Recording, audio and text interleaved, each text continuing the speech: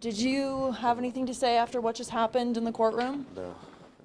Nothing to say. All right. Thank you. There is a good flow of people that are going into Penrose Hospital now, but 5 to 6 hours ago it was a very different story. To clear her warrant, she would have to go to the bank and pull out $15,000. I've been in Colorado City for a few hours now, keeping an eye on what the Aspen Acres wildfire is looking like. And it's honestly looking a little bit different today than yesterday. Yesterday, the plumes of smoke were larger, thicker, darker, but what we're seeing now, it's a little bit more white and somewhat thinner. Wider sidewalks and more trees and benches were just a few upgrades to the city's revitalization plan on these two blocks of Tejon. But if you go a little farther south on Tejon, businesses are asking, what about us? So I brought their question to the city. The Acacia Park band shell usually looks like this, but during the summer, it's going to look a lot more like this, with live music and entertainment to bring people together. I am at Snow Mountain Ranch, where I'm going to show you the ins and outs of the biathlon. So let's head to the firing line. I am Tony. I am back on pancakes. And I wanted to redeem myself because last time, if you saw me at the Western Street Breakfast, it was kind of sad, very pale. So I wanted to show you that I actually do know how to flip a pancake. So, oh, wow. Okay, and this is what they recently taught me.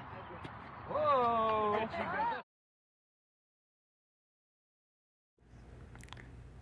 I want a black iPad. You want the black iPad? I'll get you the black iPad.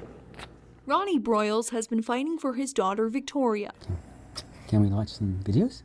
And I've had 5 RNs refuse to take her case because of her level of acuity. When the Joint Budget Committee approved cutting paid caregiving hours, Ronnie filed for an exception. So talk me through that. What does that look like for you? The exception process? It's a nightmare. Part of the paperwork he has to send is proof that his daughter needs 24/7 care. This goes to say that a reduction in approved hours would be a risk to her, and that she should have a permanent exception to the hour caps. I don't think they're just simply going to willingly give the exception, because the only way they save money is if they don't give it. And they're under mandate from the governor to save money. Bonnie Silva with the Department of Healthcare Policy and Financing tells me the cap boils down to caregiver burnout, not money. This change, while it is projected to save money, it is actually a very conservative, small projection of fiscal savings.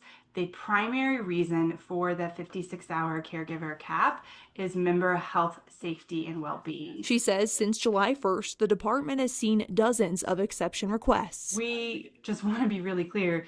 There's no incentive for us to not have this exceptions process operated appropriately. And for people who meet the criteria, we absolutely want them to leverage it. Ronnie tells me he has been waiting for a response from the Department of Healthcare Policy and Financing since early July. I could get the exception approved today. I could get it approved tomorrow. It could be a week. He says he will continue the fight, even if it lands him in court. Have you been preparing or trying to figure out what those next steps are? I'm going to litigate it. I'm going to litigate the state because I have all the medical evidence justifying the exception, and they've got nothing but a piece of legislation buried in an omnibus budget bill signed by the governor. An exception lasts up to a year. I have every reason to get up every morning and work all day because she needs the best quality of life she can get. Liv Wood, News 5. You may remember this story. The owner of a Colorado Springs fencing company took people's deposits and never came to do the work. He's now been arrested. Mark Lundy now faces 2 criminal counts of theft. I'm Liv Wood, and I've been covering this story for months. I looked into the charges and spoke with homeowners. It's been almost a year since Jessica Gorman's nightmare began. A $6,000 deposit for a fence never built, and money she says she probably won't get back, despite winning her civil case. We now are just kind of sitting there with an award that says he owes you this much money plus additional expenses, but there's not much we can do if we can't serve him. I was at one of the small claims court hearings and asked Peak Fencing owner Mark Lundy about the judge's decision. Did you have anything to say after what just happened in the courtroom? No. Nothing to say. All right. Jessica says she doesn't ever expect to get the money, but there is still one thing on her mind: accountability. There's been so many promises about, oh, I'm going to make it right and I'm going to do all these things, but then he continued to take estimates and continue doing business as usual.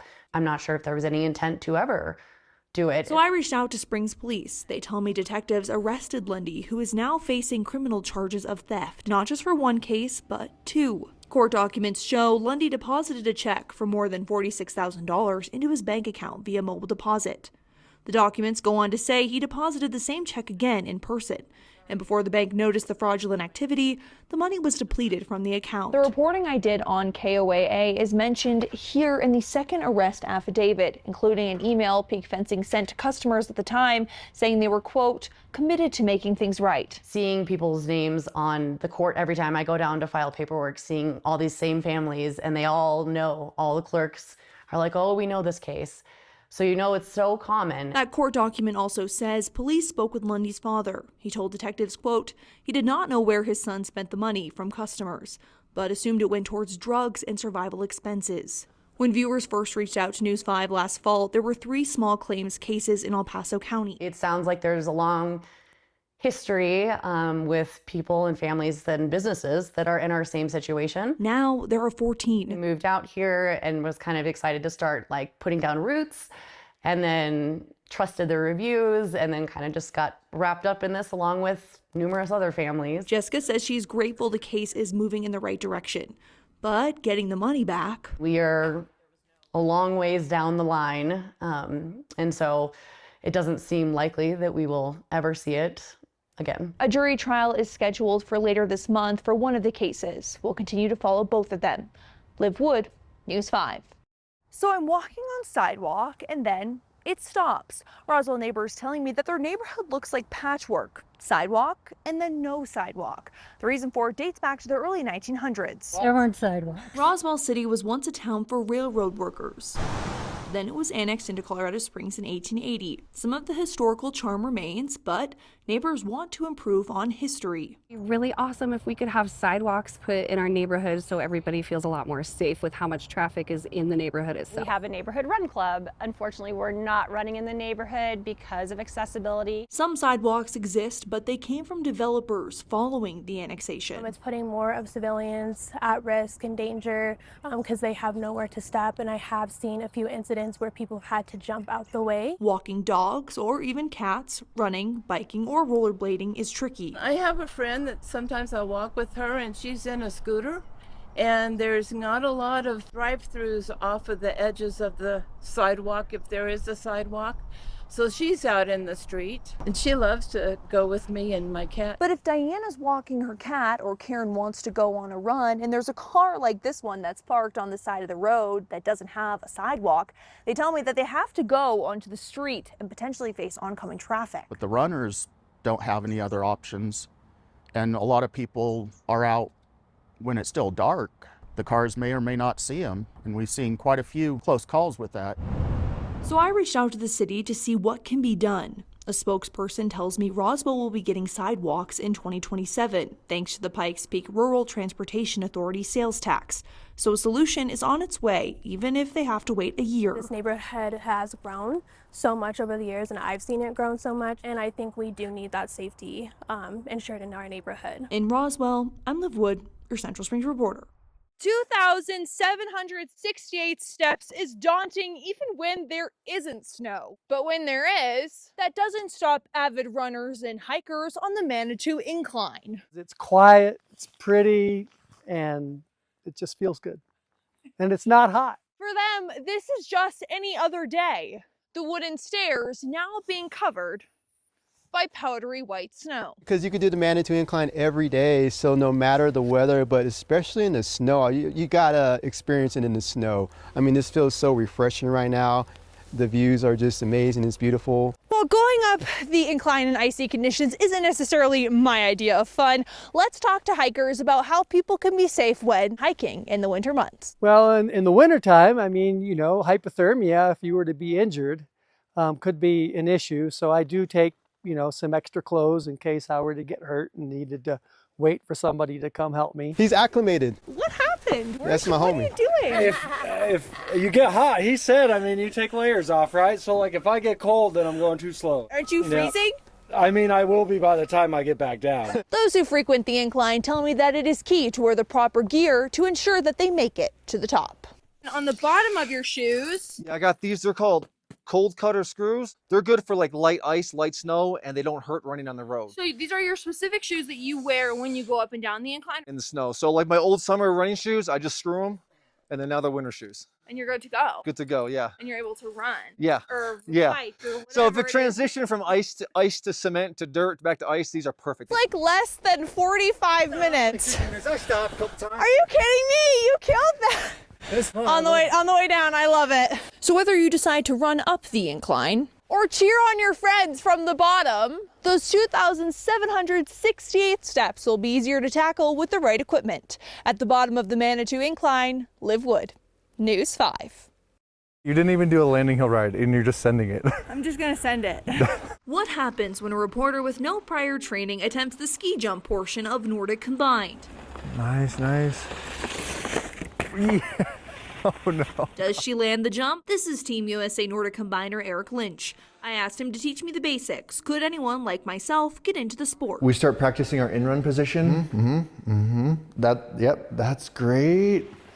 Yeah. First up, the training gym. This is a lot of drag, so it's a lot less drag if your arms are here. From here, it's as simple as this, where you're just pushing vertically like you're doing a leg press or a deadlift. And jump practice. That's perfect. That's perfect.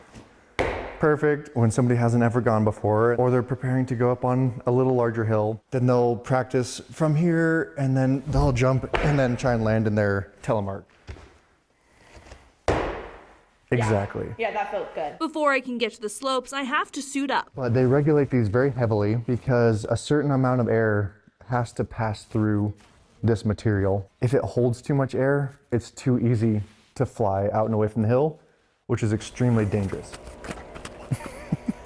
You're ready to go. flattering suit. The suits are not flattering. Yeah. They should fix that. And put on skis. Angle it, angle it. Angle it even more. Angle it even more. There it is. Now you are. That's nice. And then arms can be back here. Yeah, nice. Right on your hip, nice. All right. And control those. This jump is much smaller than the ones you see in the Olympics. Lynch usually conquers a jump like this, but as a beginner,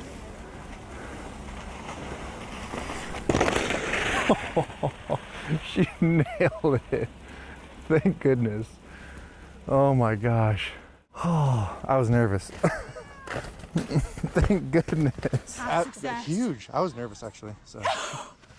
This make me feel good. It's like I was actually terrified you were gonna die. Nice big jump. even landing one jump is a win for me. Nice, nice. Yeah. Oh no. I hope you're proud. It was so fun. I am proud. I mean, I can't believe I did it. My mother would be scared. She'd be like, Olivia, what are you doing? That was impressive. Thank you. Huge respect. In Steamboat Springs, Liv Wood, News 5.